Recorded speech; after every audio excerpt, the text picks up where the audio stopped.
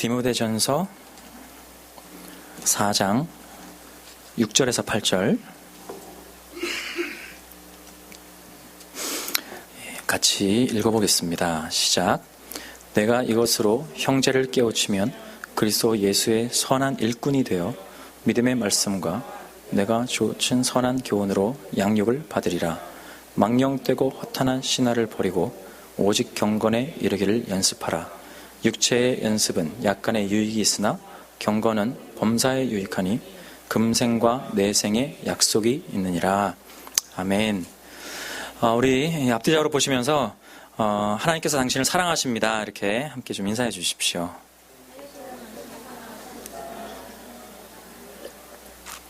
그렇게 믿으십니까? 아멘.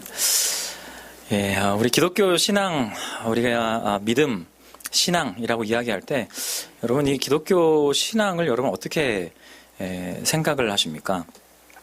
보통 많은 경우에 우리가 교회를 다닌다, 신앙을 가진다 그렇게 생각을 하면 무엇을 해라 하지 말아라 하는 어떤 그런 행동 지침에 관한 그런 내용들을 이렇게 신앙을 가질 때 그런 것들이 주를 이룬다라고 하는 그런 생각을 하시는 분들이 많이 계십니다. 그래서 많은 분들이 교회를 나가게 되면은 뭐를 해야 되고 뭐를 하지 말아야 되고 이런 것에 대한 제약이 많기 때문에 교회를 다니는 것이 참 어렵다 이렇게 생각을 하시는 분들이 있고 그래서 참 부담스럽게 생각을 하시는 분들이 있습니다. 또 어떤 경우에는 단순하게 어떤 신앙적인 그런 뭐 율법적인 행동들, 무엇을 했다 안 했다 이런 것을 가지고 그 사람의 어떤 그 신앙을 우리가 평가를 하게 되는 그런 경우들도 있죠. 그래서 뭐를 성경에서 뭘 하지 마라 그랬다. 그러면 그걸 안 한 사람은 저 사람 신앙 좋은 사람. 그것을 하는 사람은 저 사람 신앙 별로 안 좋은 사람. 우리가 이렇게 그냥 단편적으로 사람들의 어떤 신앙을 평가를 하는 경우가 있는데 사실 그렇게 어떤 그 사람들의 신앙을 평가하거나 또는 그 신앙이라고 하는 것이 뭐를 하냐 하지 않느냐 그런 것을 우리에게 전달하기 위한 그런 어떤 종교적인 그런 어떤 율법적인 그런 것들이 아니다라고 하는 것을 우리가 이 기독교 신앙에서 이제 그것을 우리가 발견을 할 수가 있습니다. 그런 행위들, 뭘 했느냐 하지 않았느냐 하는 것이 중요한 건 사실이에요. 중요한 건 사실인데 그러나 근본적으로 우리가 그 어떤 뭐 행위를 했다 하지 않았다라고 할 때 그것이 율법에서부터 내게 주어진 것으로 인해서 하지 말았으니까 안 해야지 이게 아니라 내가 성숙했기 때문에 내 믿음이 더 잘하고 성숙했기 때문에 이제는 내가 그것을 하지 않는 그런 그 성숙의 결과로서 행동이 나타나는 것이 그것이 성경에서 말해주는 그 신앙생활의 그 굉장히 중요한 부분이고 그것이 또 우리가 묘미라고 말할 수 있는 신앙적 묘미라고 말할 수 있는 이제 그런 것들이라고 우리가 볼 수 있습니다. 예를 들어서요, 저희 집에 이제 딸이 둘 있잖아요. 10살하고 7살짜리가 있는데, 이 아이들에게 이제 저희가 이제 교육을 합니다. 너네 둘이 싸우지 마. 너 동생 잘 챙겨주고, 너 언니 말 잘 들어야 돼. 너네 둘이 싸우면 안 된다. 싸우다가 엄마 아빠한테 걸리면 너네도 혼날 줄 알아. 이렇게 이제 교육을 시키는 거예요. 그래서 이제 아이들이 처음에는 뭐 티격태격 싸우다가 이제 점점 안 싸우게 되죠. 그래서 엄마 아빠가 있을 때 안 싸우고 지들끼리 그냥 너무 잘 챙겨주고 사이좋게 잘 지내요. 근데 부모들이 그 장면을 보고 우리 애들이 이렇게 성숙했구나 이제 다 컸구나. 부모들이 이렇게 그 한 장면을 보고 생각한다고 그러면 그건 부모님들의 착각이실 가능성이 굉장히 높습니다. 아이들이 그렇게 행동을 하는 것 그 한 장면으로 인해서 아이들의 모든 모습을 평가할 수 없는 거죠. 그러나 이제 부모들은 그런 그 몇 가지의 장면을 보면서 이제 우리 애들 다 컸네 이렇게 생각을 하는 경향들이 조금씩 나타날 수 있어요. 근데 이게 물론 그렇게 하면서 성장을 하고 성숙하는 건 사실이지만 그 한 장면으로 아이의 전체를 판단할 수 없다라는 이야기죠. 그런 것은 이 엄마 아빠로부터 아이들이 훈육을 받으면서 훈육을 받은 결과로 엄마 아빠가 하지 마라 그랬으니까 안 해야 되겠구나. 엄마 아빠가 저기 보고 있네. 하지 말아야지. 이런 마음이 있어서 아이들이 그 엄마 아빠가 보고 있는 가운데서 그런 하지 말라고 했는 행동들을 안 할 뿐이지 아이들은 아직 자기들의 그 욕구와 욕망에 따라서 하고자 하는 그런 그 안에 욕망이 아직까지는 내재가 돼 있다는 사실이죠. 지난주에 수요일 날 이제 저희가 그 수요 모임을 준비하기 위해서 이제 저희 애들하고 다 데리고 왔는데 뭐 매번 교회를 올 때마다 아이들을 이제 주의를 시켜요. 너네 교회 가가지고 동생 들어오면 동생들 잘 챙겨주고 뭐 이모나 저 삼촌 들어오면 인사 잘하고 뭐 이렇게 싸우지 말고 이런 걸 막 교육을 시키거든요. 그러고 이제 옵니다. 와가지고서 이제 애들 너네끼리 놀아. 그러고서 이제 막 또 바쁘게 준비를 해요. 근데 이제 지난 주일 날, 그 수요일 날 애들이 없어요. 저는 한참 이제 그 모임 준비를 하고 있는데 그래서 보니까 저기 잠옷실에 들어가서 둘이 이제 휴대폰을 이렇게 보고 있는 거예요. 뭐 요새 애들은 휴대폰 많이 보니까 그래서 휴대폰을 보면서 둘이 킥킥킥 하고 있더라고요. 그래서 또 휴대폰 보네 하고서 이제 막 준비를 하다가 다시 이렇게 이쪽 창문 조기 뒤에 창문으로 가가지고 제가 이렇게 봤어요. 이렇게 봤더니 하영이가 세영이를 발로 막 차고 있는 거예요. 그러니까 세영이는 또 지네 언니를 막 꼬집고 있는 거예요. 근데 둘이 아무런 소리는 안 내. 소리 일단 나한테 걸리면 큰일 나니까 뭐 엄마 아빠 왔다 갔다 하는 건 알겠으니까 이제 이렇게 막 제가 이렇게 보고서 이것들이 그러고 다시 뒤로 돌아갔어요. 돌아가셔서 하면서 문을 천천히 열었습니다. 그때 언제 그랬냐는 듯이 둘이 이렇게 딱 같이 딱 너무 친하게 보고 있는 거야. 그래서 니네 둘이 싸우지 마라. 그랬더니 우리 안 싸웠어. 그래서 아빠 봤거든. 아이들은 엄마 아빠가 있을 때 하는 행동하고 엄마 아빠가 없을 때 하는 행동하고 이게 달라요. 그러니까 부모님들이 어떤 그 아이들의 한 장면을 보고 우리 아이는 착한 아이, 우리 아이는 아주 나쁜 아이 이렇게 판단해서는 안 된다라고 하는 거죠. 그게 이제 아동 발달 심리를 공부를 할 때 나오는 그런 내용들이거든요. 근데 이런 부분들이 우리의 신앙에서 사실은 적용될 수 있는 부분들이 많이 있다라고 하는 사실이죠. 우리 뭐 이게 그 성경에서 뭐를 해라, 뭘 하지 말아라, 혹은 뭐 우리가 이렇게 신앙생활을 하면서 뭐 담배 피지 마십시오, 술 마시지 마십시오, 뭐 이런 것들의 이야기를 들을 때 우리가 그러면 뭐 담배 피면은 저 사람은 신앙이 안 좋은 사람, 담배 안 피니까 저 사람은 신앙이 좋은 사람, 우리가 이렇게 판단할 수 없다는 거예요. 그러니까 단 하나의 장면을 보고 그 사람의 어떤 신앙을 판단하거나 내가 이거를 안 했으니까 나는 신앙이 좋은 사람이다라고 우리가 그렇게 생각해서는 안 된다라는 거죠. 그래서 어린 아이들의 그런 모습을 볼 때 부모 앞에서 하는 행동과 부모가 없을 때 하는 행동이 다르듯이 우리가 신앙 안에서의 어떤 그런 그 한 가지의 모습, 뭐 내가 뭘 했기 때문에 혹은 뭘 하지 않았기 때문에 내 신앙의 어떤 단계가 결정되거나 그러지는 않는다. 굉장히 중요한 부분이긴 하지만 안 하는 것, 하는 것이 굉장히 중요한 것이긴 하지만 그러나 그것이 내 신앙 전체를 평가하지 않는다라고 하는 사실입니다. 원래는 뭐를 했느냐 하지 않았느냐의 문제가 아니라 당신이 얼마나 성숙했습니까에 따라서 성숙한 사람은 그것을 할 수도 있고 안 할 수도 있는 그런 위치에서 그것을 판단하게 되어져 있다라고 하는 사실이죠. 그래서 우리가 신앙을 가지고 예수 그리스도를 믿고 우리가 거듭나게 되면 그때부터는 우리가 성숙해져가는 그런 신앙 안에서 성숙해져가는 그런 단계를 우리가 계속해서 밟아나가는 것입니다. 그러니까 성숙해지는 단계를 밟아나가는 동안에 아직까지 덜 성숙해진 부분을 우리가 보면서 저 사람은 저렇게 하니까 저거는 저 사람은 믿음이 안 좋은 사람이네, 그렇게 우리가 단정 지을 수 없다라는 이야기죠. 우리가 신앙 안에서 거듭났다, 예수님을 믿고 우리가 구원의 확신을 여러분 가지고 계시잖아요. 그래서 우리가 거듭났다라고 이야기를 할 때 거듭났다라는 표현은 새로 태어났다는 이야기잖아요. 새로 태어났다는 이야기는 우리가 새로 태어나서 다시 새롭게 성장해야 된다라고 하는 그 성장의 과정을 필수적으로 그걸 가지고 있어야 된다는 이야기입니다. 그러니까 거듭난 사람이 거듭나기만 하고 성장하지 않는다 그러면 그건 비정상적인 믿음이라는 거죠. 여러분, 아기가 태어났는데 아기가 태어나고서 태어난 것에 대해서 기쁘기만 하고 아이가 20년, 30년이 됐는데도 계속 베이비로 있다 그러면 그거는 분명히 문제가 있는 거잖아요. 태어났으면 그때부터는 자라야지 그게 정상이에요. 우리가 믿음 안에서 내가 거듭났습니다 이야기할 때는 내가 새롭게 태어났다는 이야기인데, 그러면 새롭게 태어났으면 그때부터는 성장하는 게 정상인 거죠. 근데 많은 경우에 사람들이 저 천국 갈 믿음 있어요. 예, 저 구원 받았습니다. 확신 있습니다. 근데 분명히 그건 거듭났다는 이야기인데 사람이 거듭났는데 그 다음에 성장을 하지 않는 이런 굉장히 비정상적인 믿음을 가지신 분들이 간혹 있는 것들을 볼 수 있어요. 그래서 우리가 정말 이렇게 내가 정말 새로 태어났다라고 하는 그런 믿음이 있고 내가 구원의 확신이 있다면, 구원의 확신이 있는 사람들은 그 다음 단계로서 그 성장의 그런 과정을 당연스럽게 거쳐야 된다라고 하는 것, 그것이 정상이다라고 하는 것을 생각을 해야 하는 것입니다.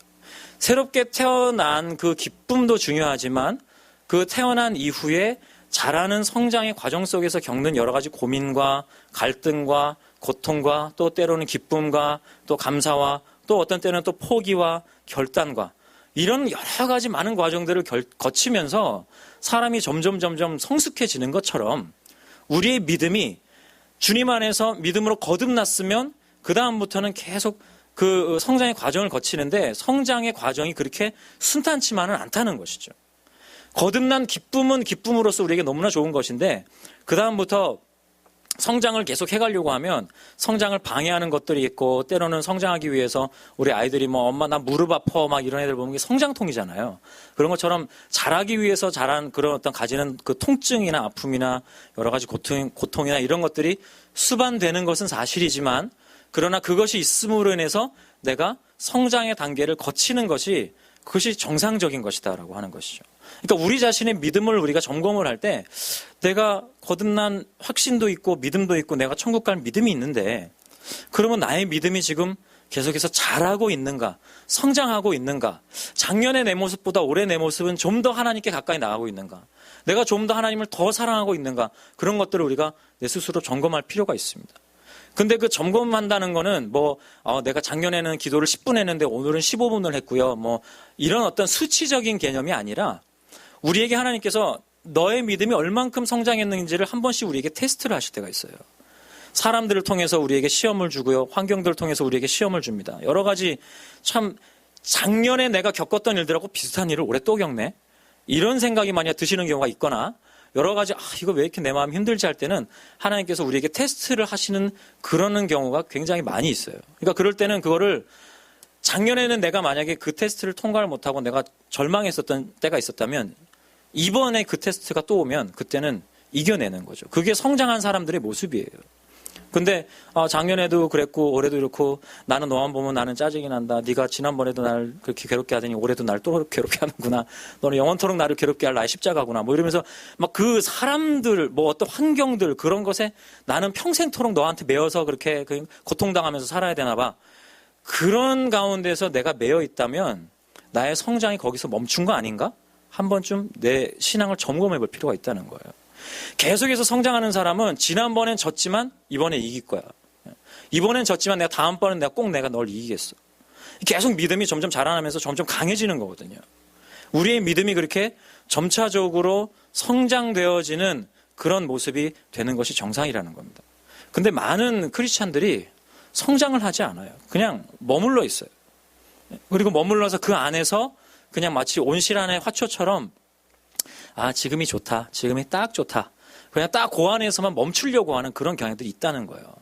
근데 그걸 뚫고 나오면 물론 많은 어려움이 있지만 결국 그걸 뚫고 나와서 성숙하고 성장하는 데까지 자라가는 것이 주님께서 우리에게 원하시는 것이다라고 하는 것이죠. 단순하게 성경이 우리에게 너 뭐를 해라, 뭘 하지 마라, 말씀 봐라, 찬양해라, 기도해라, 담배 피지 마라, 술 마시지 마라, 마약하지 마라, 이런 거에만 그럼 나는 기도했고, 나는 마약은 안 했고, 나는 술은 안 취했고, 이런 거 가지고 내가 신앙을 그냥 그렇게만 생각을 한다 그러면 계속 그 안에 갇혀 있는 사람밖에 안 되는 거예요. 그걸 뚫고 나와서 내가 뭐를 했느냐 하지 않았느냐의 문제가 아니라 이제 내가 하나님 안에서 내가 점점 더 성숙하고 성장해야 되겠다라고 하는 그 부분에 대한 필요성을 우리가 더욱더 느끼는 것이 신앙생활이 올바로 가고 있다라고 하는 그런 모습이다라고 하는 사실이죠. 아이들이 어릴 때는 부모님에게 다 물어봐요. 엄마 나 이거 먹어도 돼? 아빠 나 저거 해도 돼? 나 저거 가져도 돼? 계속 물어봅니다. 정상이에요. 그게 아이들이 그렇게 하는 게. 한 3살짜리 아이가 나는 내 모든 걸 내가 알아서 할 수 있어. 참견하지 마. 이러면은 너무 조숙한 거예요, 그건. 그러니까 아이들이 어릴 때는 와서 먹어도 돼, 안 먹어도 돼, 다 물어보는 게 정상입니다. 그런데 한 30살 된 어른이, 30살 됐으면 그래도 어른이죠? 어른이, 엄마, 나 초콜릿 우유 먹어도 돼요? 엄마한테 와서 이런다 그러면 그거는 조금 정말 특수한 경우가 아닌 다음에는 그거는 좀 비정상이잖아요.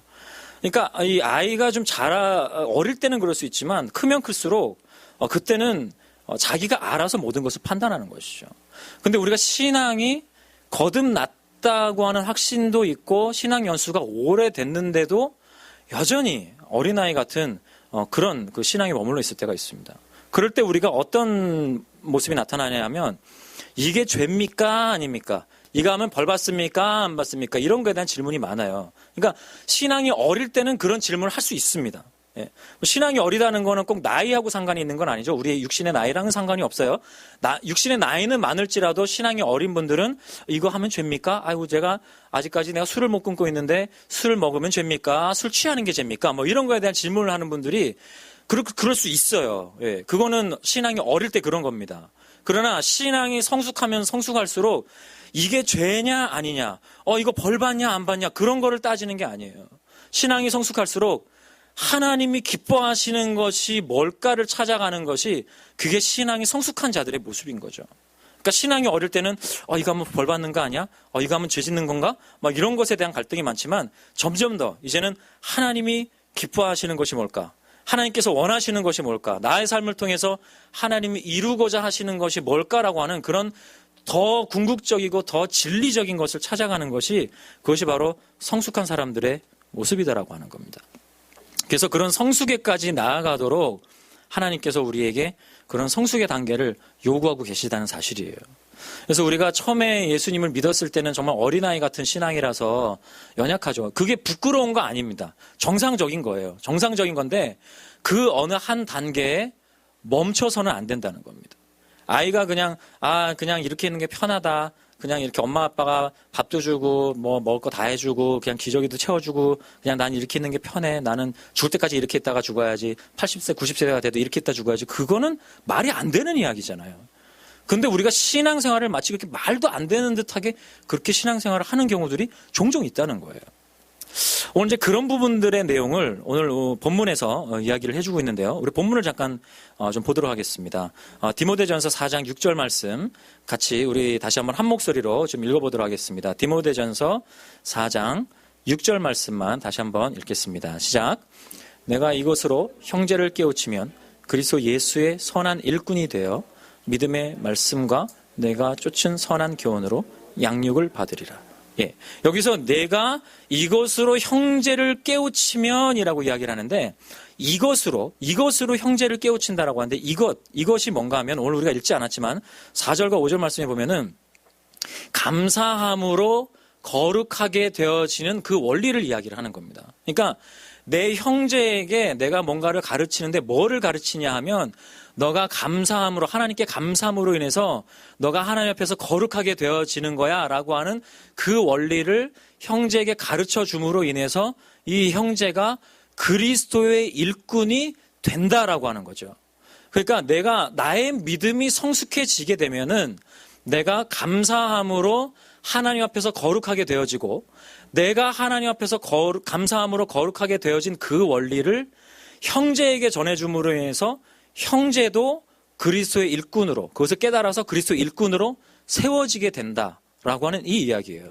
그러니까 우리의 그 성숙과 성장의 단계가 어디까지냐 하면 내가 어릴 때는 이게 죄냐 아니냐 이거 하면 되냐 안 되냐 이런 것에 있다가 조금 더 내가 성숙해서 하나님이 기뻐하시는 것이 무엇인가를 내가 그 단계에서 하나님의 그 어떤 그 뜻을 찾고 진리를 발견하려고 하는 그런 단계와 그리고 이제는 그것을 넘어서 하나님 앞에 감사함으로 거룩하게 되어지는 그 원리를 내가 깨달았기 때문에 이제는 다른 사람들을 믿음으로 세워주고 그리스도 일꾼으로 세워주는 단계까지 내가 나아가는 것, 그 단계까지를 지금 성경에서 우리에게 그것을 요구하고 있다라는 사실이죠.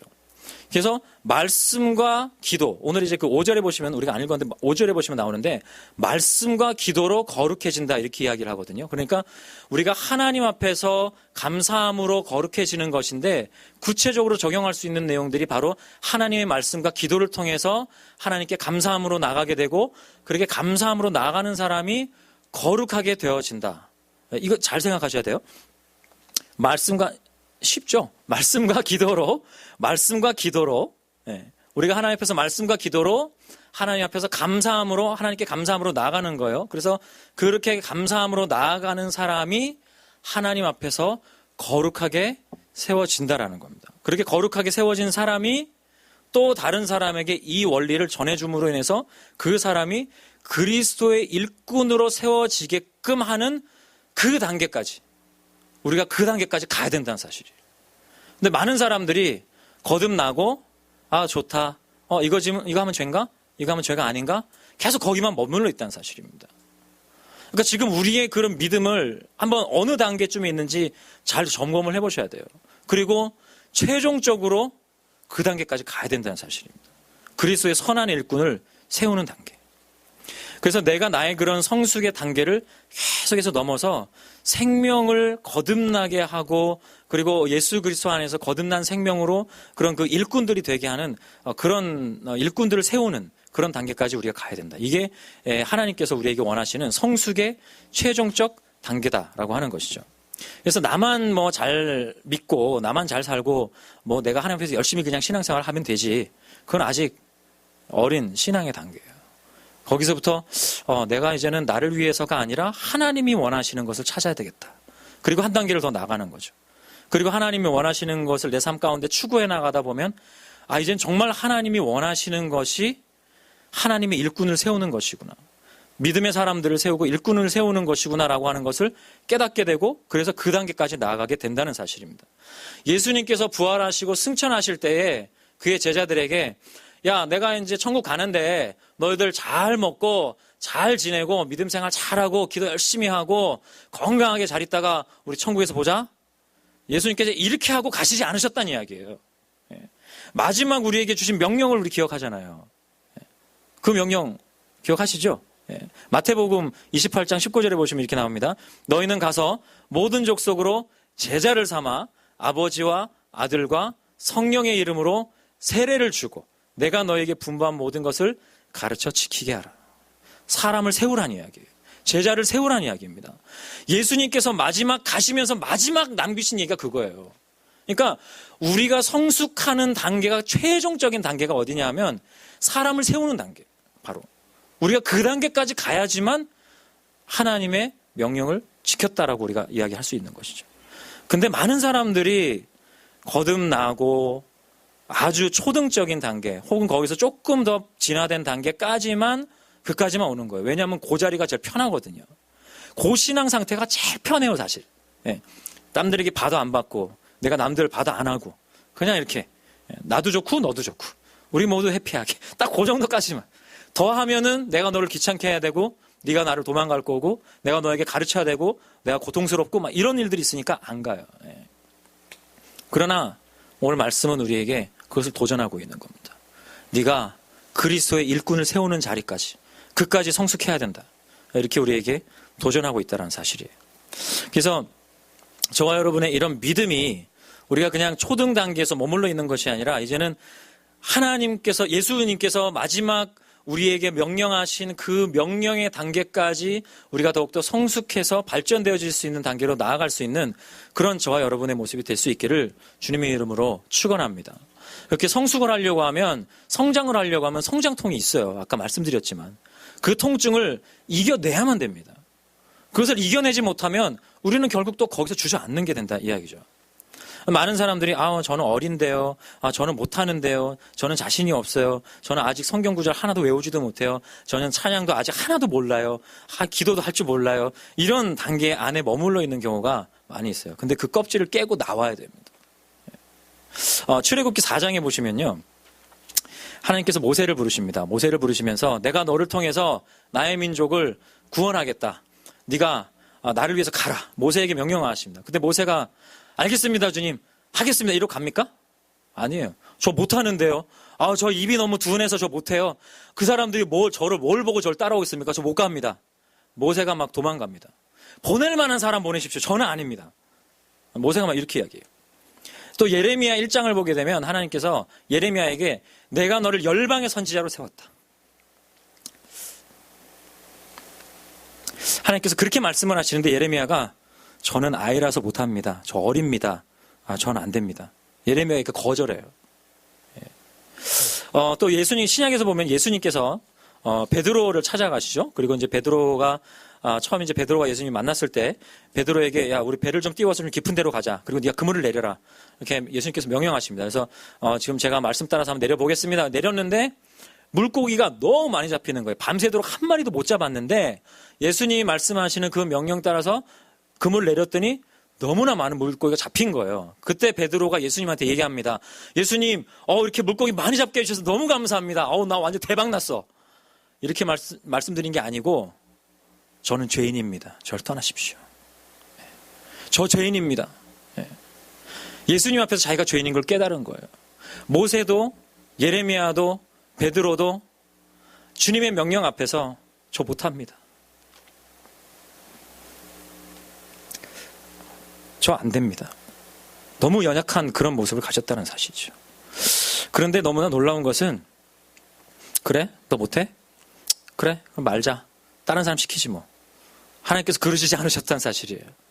끝까지 그들을 붙들고 그들을 사용하셨다는 사실입니다.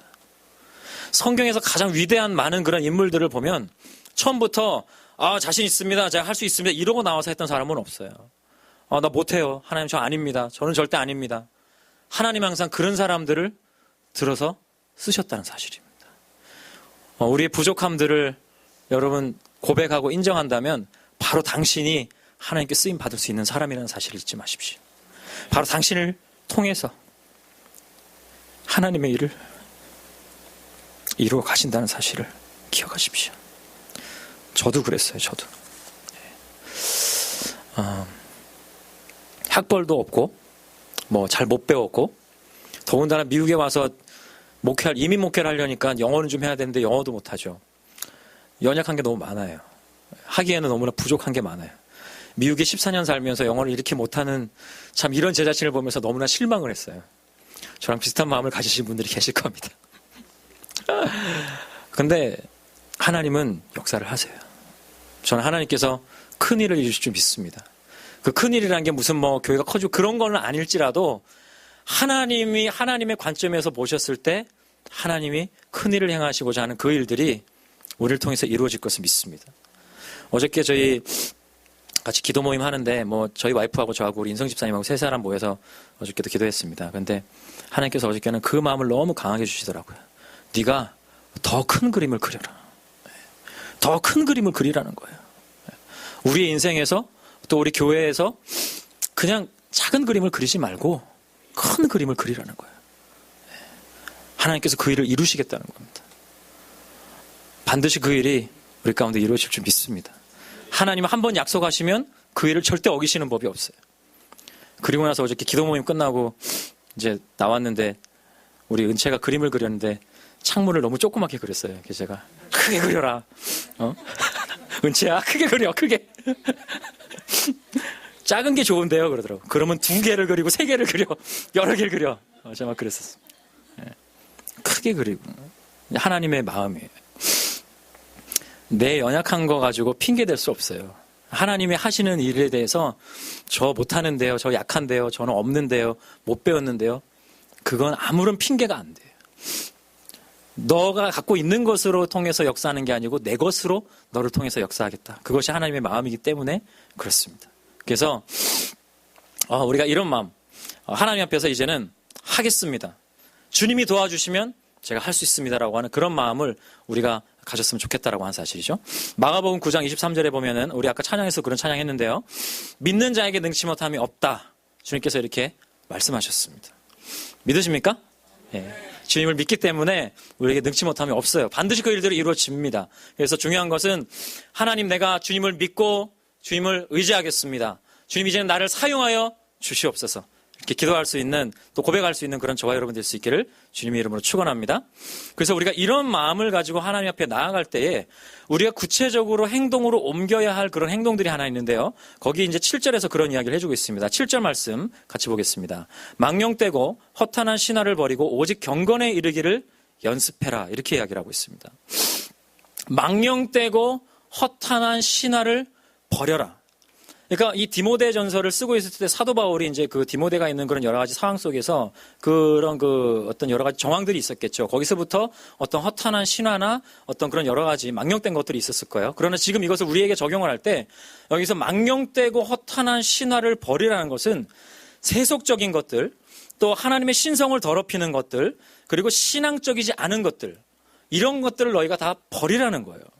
그러니까 하나님, 내가 하나님의 그 도우심 가운데 내가 하나님의 일을 감당하겠습니다라고 하는 그런 마음을 가지고 우리가 이제 나가기 위해서는 세상적이고 세속적인 것들, 하나님의 그런 은혜를 가로막는 것들을 너희가 이제는 버리고 나를 쫓아와라. 이렇게 말씀을 하시고 있다는 사실입니다.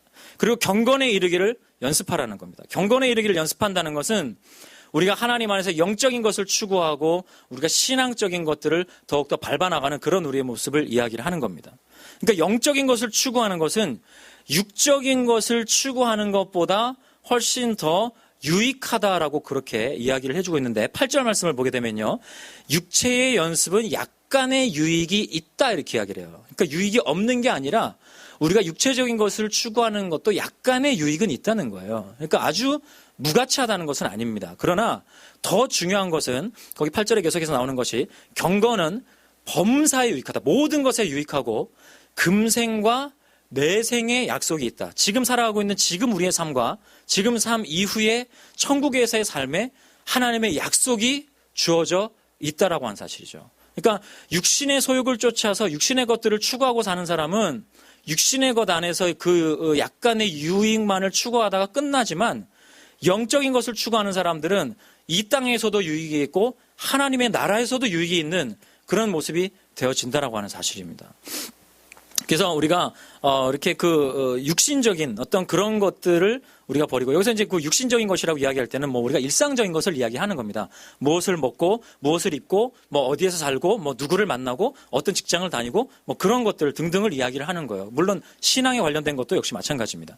그런데 그런 것에서뿐만 아니라 이제는 영적인 것을 우리가 궁극적으로 추구함으로 인해서 하나님께서 이 땅에서 있는 동안에 우리에게 주시는 약속과 하나님 나라에서 또 하나님께 주시는 그런 약속이 두 가지가 다 우리에게 있게 된다. 그 영적인 것을 추구하는 사람들에게 있게 된다라고 그렇게 말씀을 해주고 있습니다.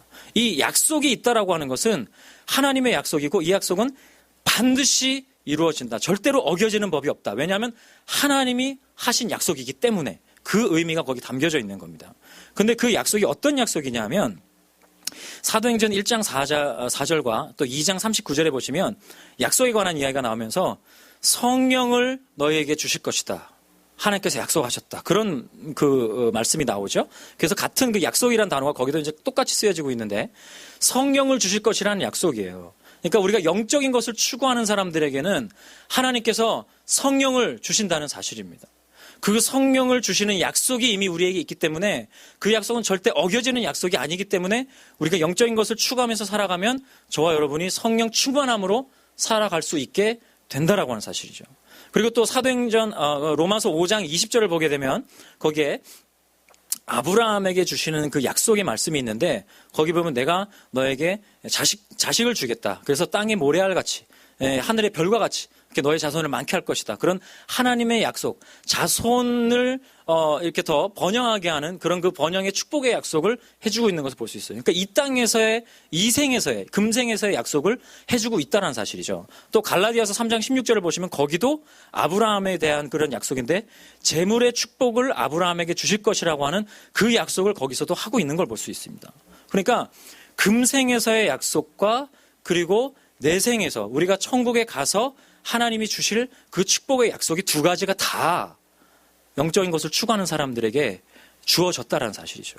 그렇기 때문에 우리가 이 땅을 살아가면서 내가 지금 육신에 속한 것들 뭐 내가 어떤 직장을 가야 되지, 내가 무슨 비즈니스를 해야 되지, 내가 누구를 만나 결혼해야 되지, 중요합니다. 중요한데 앞에서 말씀드렸지만 다 유익한 거예요. 그런데 그거보다 더 유익한 것은 영적인 것, 하나님의 것을 추구하는 것이고 아까 앞에서 제일 서두에서 말씀드렸다시피 우리가 거듭나고 난 이후에 하나님이 기뻐하시는 것이 뭔가 정말 하나님이 원하시는 것이 무엇인가를 찾아가는 그런 그 단계 안에서 영적인 것을 추구하는 그런 사람들이 되어져야 된다라고 하는 것이고 거기서 한 단계를 더 나가서 예수님이 마지막 명령으로 주신 그 명령을 완전히 수행하는 단계까지 그 단계까지 우리가 가야 된다라고 하는 사실이죠. 그러기 위해서는 내가 약합니다. 나 못합니다. 그렇게 말하지 말라는 거예요. 하나님께서 당신을 통해서 이루신다는 겁니다. 그래서 이런 그 원리와 이런 단계들을 잘 생각하시면서 그냥 나는 요까지가 좋은데 거기서 한 걸음만 더 나가세요. 요까지만 좋다라고 하는 거기서 한 걸음만 더 나가세요. 계속 한 걸음을 가면 하나님께서 우리에게 새 힘을 주신다는 사실이에요. 제가 사역을 하면서 보니까요. 교회가 그렇더라고요. 교회가 크게 두 가지 모습으로 나눠지는데 사람을 써먹는 교회가 있고요. 사람을 키우는 교회가 있더라고요. 그래서 저는 제가 예전부터 제가 이제 고등학교 때부터 후배들 뭐 가리키고 하면서 이제 찬양팀으로서 이렇게 사역을 해왔는데 그때부터도 그렇고 지금도 제가 변함없이 갖고 있는 생각이 뭐냐면 사람들을 키워야 된다. 사람들을 키우자. 우리 교회가 사람을 키우는 교회가 됐으면 좋겠어요. 사람을 써먹는 교회가 되는 걸 저는 원치 않습니다. 사실 뭐 이렇게 찬양팀들 여기 와서 뭐 악기 연주도 하고 뭐 이렇게 막 같이 찬양도 하고 하지만 제가 늘 드리는 말씀이에요. 기능적으로 섬기는 것에서 만족해서는 안 되고 하다가 힘들면 내려놔라. 그냥 기능으로 내가 이걸 해야 되니까 하는 거고 막 이거는 순 써먹겠다는 이야기거든요. 저는 써먹고 싶은 마음이 없어요. 사람을 키워야 되고 하나님의 사람들로 세워야 됩니다. 그래서 교회가 계속해서 사람들을 그리스도의 일꾼들, 선한 일꾼들을 키울 수 있는 그런 교회가 돼야 된다라고 하는 그런 마인드가 항상 저한테 있기 때문에 우리가 교회에서 뭐 누가 뭐 일을 했냐 안 했냐 뭐를 하냐 안 하냐 그런 것에 대해서 우리가 논란할 게 아니라 저 사람이 더 성숙할 수 있도록 우리가 도와주고 더욱더 성장할 수 있도록 옆에서 거들어주고 함께 기도해주는 이런 교회 분위기가 돼야 된다라는 거죠. 교회가 진정한 그 교회의 어떤 생명력 있는 교회가 뭡니까? 살아서 움직이고 성장하는 게 이게 진정으로 생명력 있는 교회예요. 그게 없으면 뭐 기능이 있다 뭐 할 줄 안다 하는 사람들이 와가지고서 뭐를 막 해요. 그게 하다 보면요 그 열심히 2년을 못 넘깁니다. 그래서 한 2년 지나가면 그때부터 막 시험 들고 막 지치고 그러면 나 못해. 그리고 그때 돼가지고 포기를 하는. 그래서 그것보다는 천천히지만 계속해서 성장하는 모습이 필요하다. 그래서 우리가 교회적으로 볼 때 우리 교회가 정말 이렇게 하나님의 사람들을 계속해서 키워낼 수 있는 그런 교회가 되었으면 좋겠다라고 하는 것이 제가 개인적으로 우리 교회에 대해서 가지는 바람이고요. 그래서 여러분들도 우리 교회를 생각할 때 우리 교회가 그런 교회가 되었으면 좋겠다라고 하는 그런 교회에 대한 마음을 품으셨으면 좋겠고 그리고 여러분 개인적으로 생각을 하실 때 제가 앞에서 말씀드렸다시피 초등적인 단계에 머물러 있지 말고 계속해서 우리의 믿음이 성장하는 거예요. 그래서 주님께서 원하시는 선한 일꾼을 키워낼 수 있는 사람. 일꾼을 키우는 일꾼. 리더자를 세우는 리더자. 저는 우리 지금 여기 있는 모든 우리 믿음의 식구들이 그런 사람들 되셨으면 좋겠어요. 나는 못해요. 제가 아직까지요. 성경 구절도 하나 외우는 게 없어요. 찬양도 처음부터 끝까지 제가 다 아는 게 없어요. 괜찮습니다. 지금부터 시작하시면 돼요. 하나님이 당신을 통해서 역사하실 줄 믿습니다. 그래서 그 믿음을 가지고 중요한 것은 하나님 제가 이제부터 시작하겠습니다. 저를 도와주십시오.